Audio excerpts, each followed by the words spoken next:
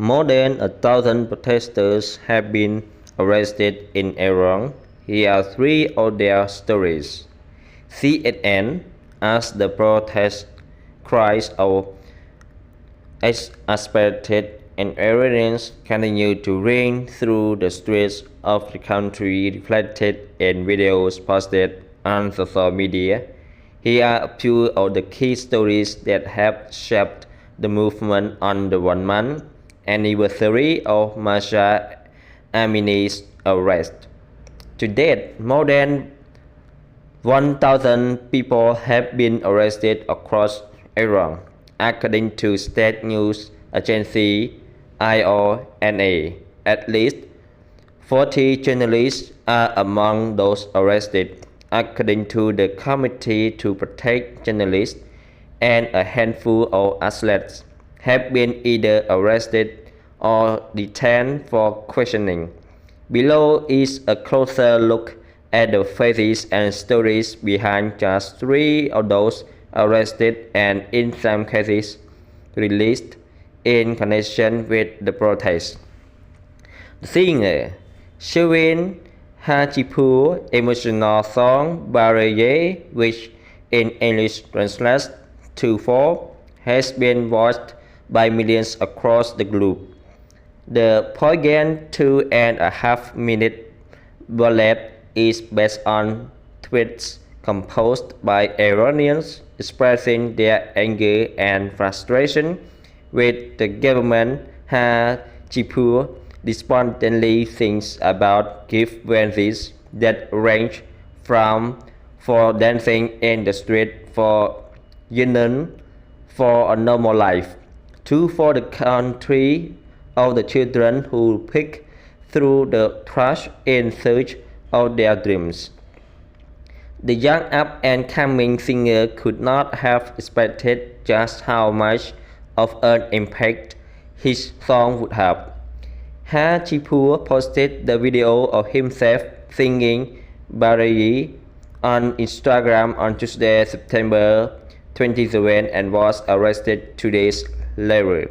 The song was viewed over 40 million times on his Instagram page before he took it down on the day of his arrest. The 25-year-old singer was summoned to a police station over questioning for encouragement to protest, according to Iranian news agency Etihad.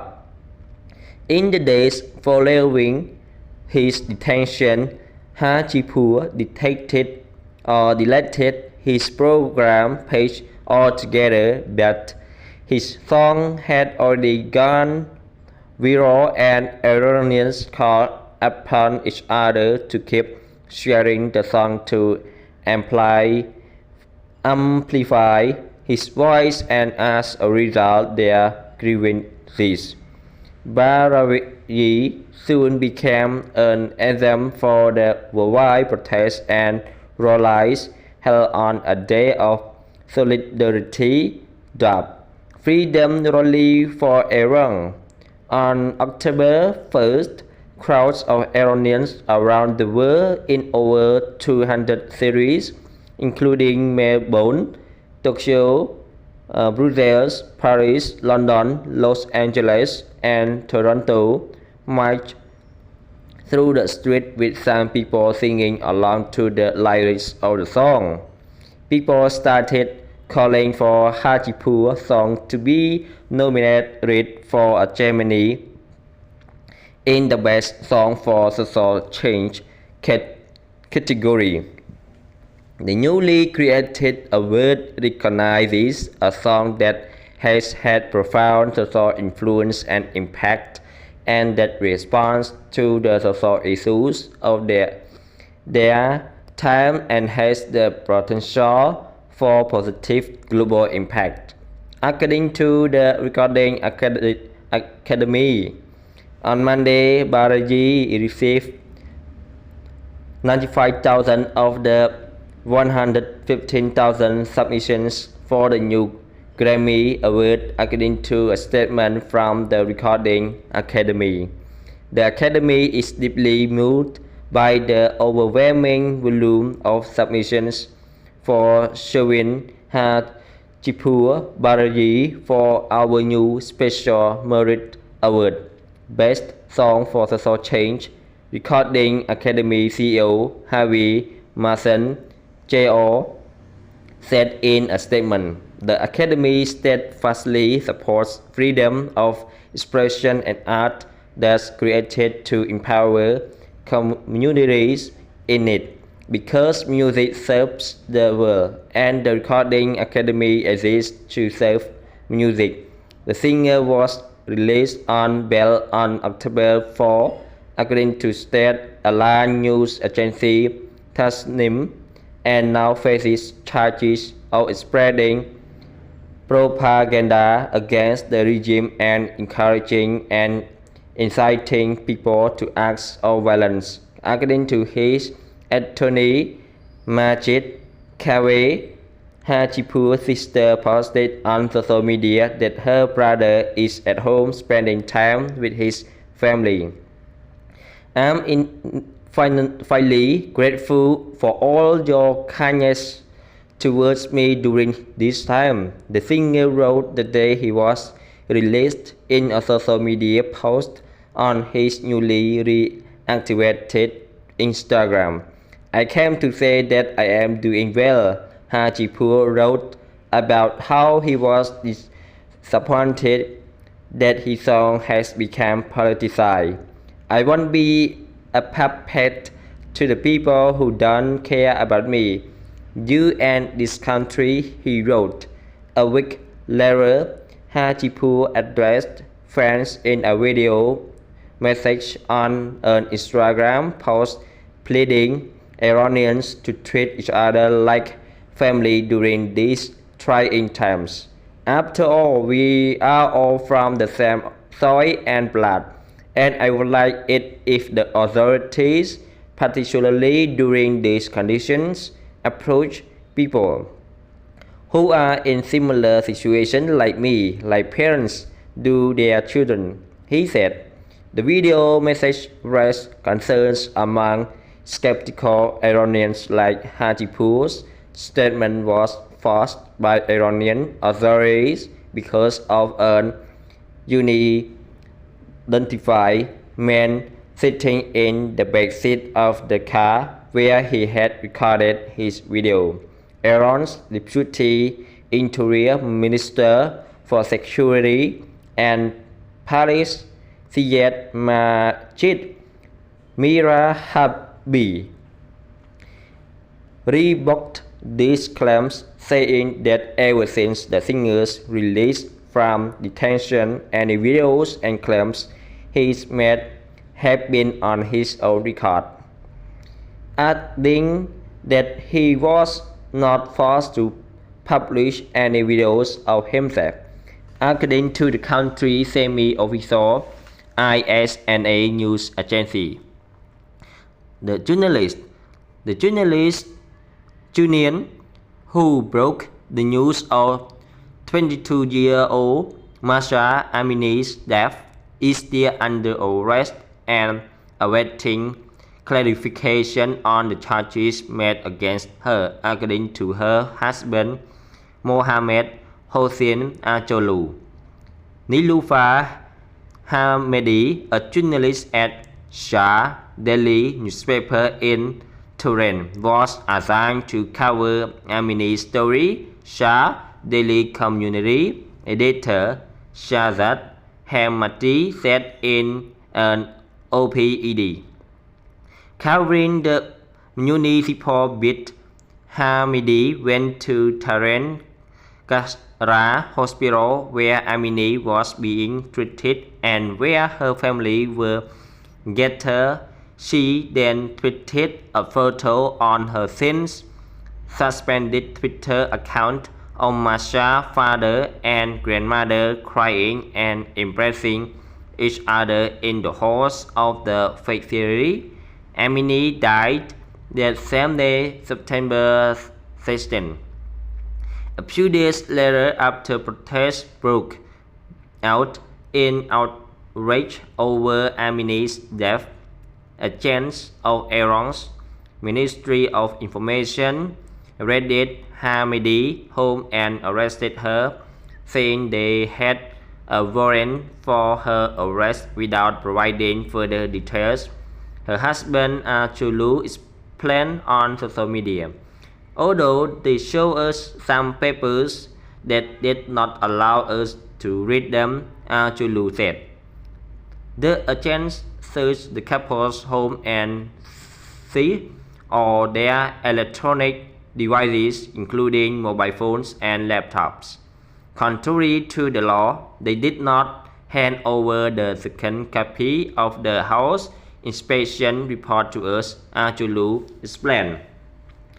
Niloufar was then taken to Iran prison, where her husband said her case was being investigated. Tehran Iran prison is a notoriously brutal facility where the regime incarcerates political dissidents and is exclusively designated for prisoners managed by Iran's intelligence ministry. On October 2, Chulu said his wife called him from prison to say that she was out of solitary confinement where she passed the time practicing yoga, but was not allowed to elaborate on her condition any further.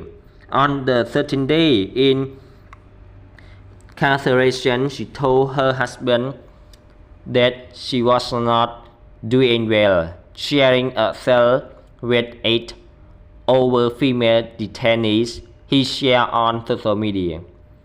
Chulu says that he still has no information about his wife's case and has no idea if or when she will be released. The frequent calls from Shah Daily newspaper or readers to our editorial office inquiring about Niloufar's well-being, how they get choked up on the phone line, is a sign that she was the voice of the people, Shah editor Hemati said in her op. Seemingly addressing a court judge, she writes, "We are journalists, Mr. Judge.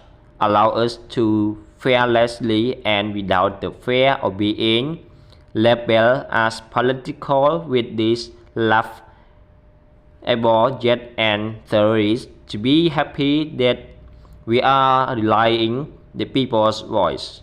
Hemati ends her piece by saying that journalists are waiting for the day when they can truly believe that they will not be threatened to tell the truth.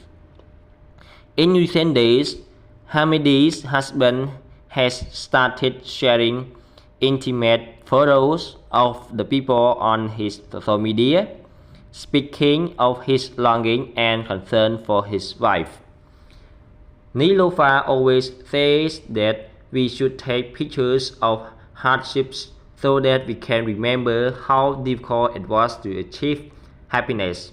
Chulu wrote in a tweet sharing a photo of what appears to be the pair camping. This photo is one of those moments, the night before the climb up Sabalan, when Niloufar suffered altitude sickness and I don't know what would happen tomorrow.